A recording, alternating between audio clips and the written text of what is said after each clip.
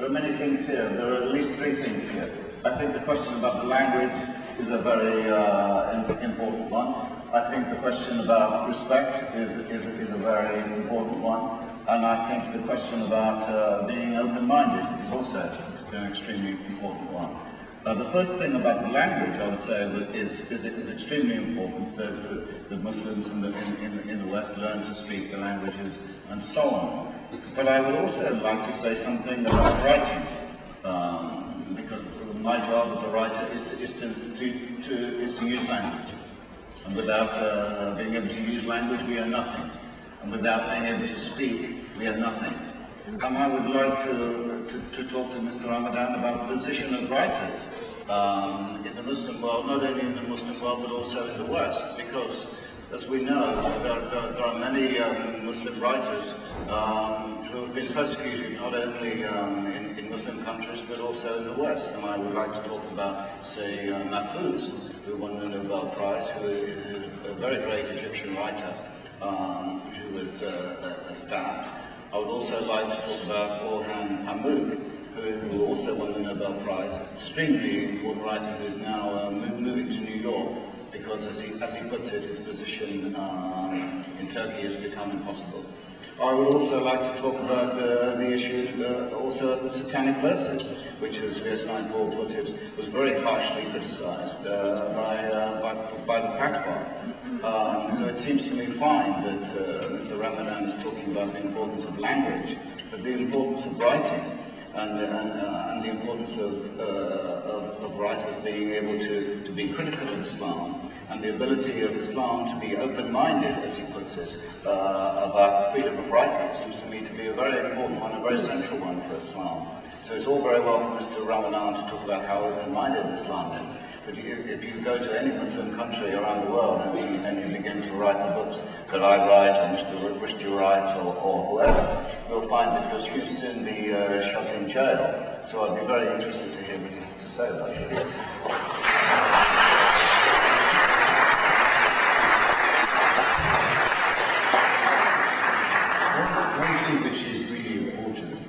When we speak and when we write, is to be precise as to the words we are using. I would never say Islam is open-minded, because it doesn't mean anything. Islam is open-minded, it depends on the Muslim. It depends on the individual. You have Muslims who are very narrow-minded, and you have Muslims very open-minded. You have atheists and Marxists who are very dogmatic, and others who are open-minded. It means nothing to say Islam, when the people are saying, for example, Islam has nothing to do with violence. Nonsense. Of course you have texts that are dealing with violence, and there are some reading the text, putting them into the context, and taking out of this a peaceful message. And you have people literally taking from the text, a perception of promoting war. It depends on the people. So I never say Islam is, because I don't know what Islam is in this sense. I know what are the Islamic principles for my understanding, on which we read, and there are readings coming from Muslims, different trends, literalists, traditionalists, reformists, Sufi, rationalists, political trends. You have all this, so there is a diversity of readings. So this is something which is important, and to be precise on this. There's a diversity of readings, but a diversity of readings of only one book. Yes, and so what? Well, it seems to me that the world is full of books and full of good ideas. It seems to me that relying only on one book is rather like trying to drive using a map that's 500 years old.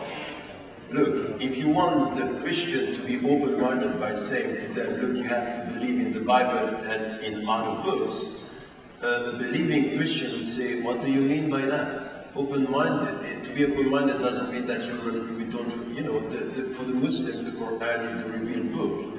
To be open-minded is shown by the way you read it, not by the quantity. No, it's not. To be open-minded is to go to a variety of sources. If you only go to one source, that's not open-minded in any way at all. Whether you are a liberal, they're only reading one book.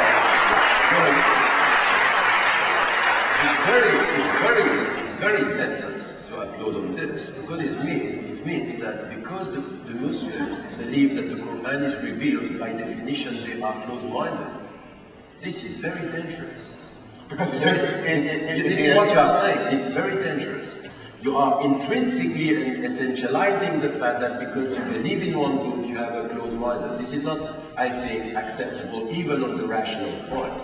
Rationalistically speaking, it's not, because the way is that, yes, I believe that this book is revealed.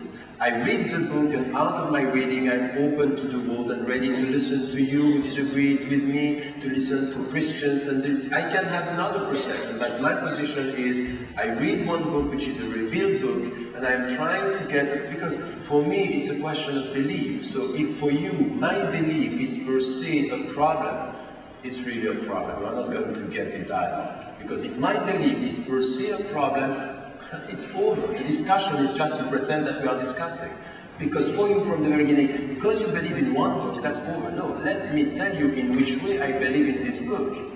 Because we have Marxists who are believing in Marx, and they were open-minded for some and very close-minded for others.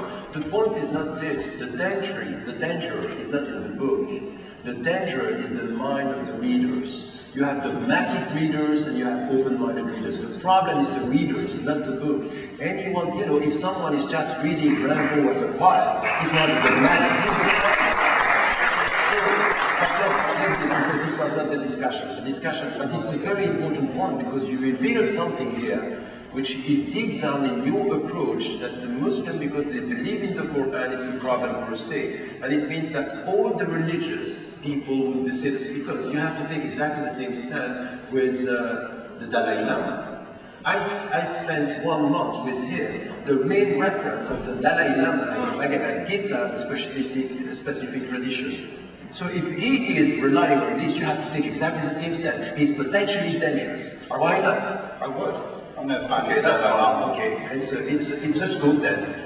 It's a scoop then. It's a scoop. Dalai Lama is potentially dangerous. Okay, that's fine. I didn't know that. I think what's dangerous here is to pretend there is only one source of wisdom in the world. It seems to me. Who said that? If you believe that the Quran is the word of God and it's no, because in the Quran it is said that there are other sources of wisdom in the world. So if you read the text is telling you there is not only one, because it is said in the Quran and in the Bible there is ways of wisdom. It is said that in the Torah, coming from the Jews, there is ways of wisdom. It is said also that some people who are wise people are sources of wisdom. The Quran is telling you don't rely only on the Quran. You're like a child who always goes to his father to ask what the answer is, instead of being able to think for yourself. So that's fine. I don't know where is my father now. Well, but I'm just trying to respond. I think I'm responding to you in a very independent way. Look at my father. You don't find it here. You will not find it here. My position is clear. I have a text, and this text is telling me, listen to the people, and I will tell you know, for example. Why criticize one text? The world is full of wisdom, full of many texts. There are many artists, many writers. It's just incredible. The text is only what I believe is coming from God. And this text is telling me, look at the world and take from the world any kind of wisdom. More than that, the prophet who got the book is telling us this. Look at this. El-hikmatu dallatul muslim. He's saying the wisdom is the lost property of the believer.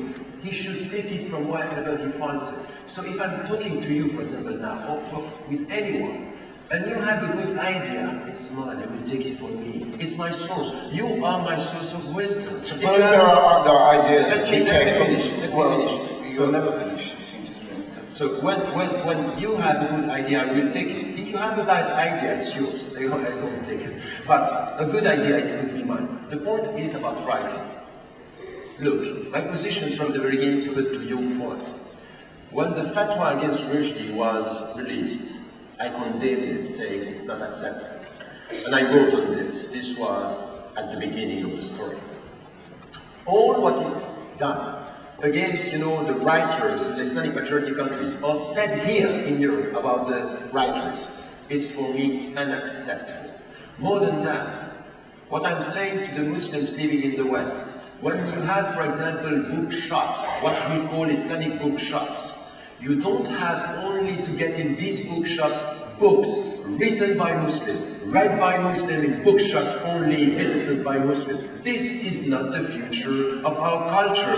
We want literature, we want social dimensions, we want, novels. I'm asking the Muslims and the citizens write novels. I don't believe that, Tarek. I don't believe you want literature, because literature terrifies you. There is no Islamic country in the world where writers feel free. You think I'm not for literature? I don't think you can be for literature.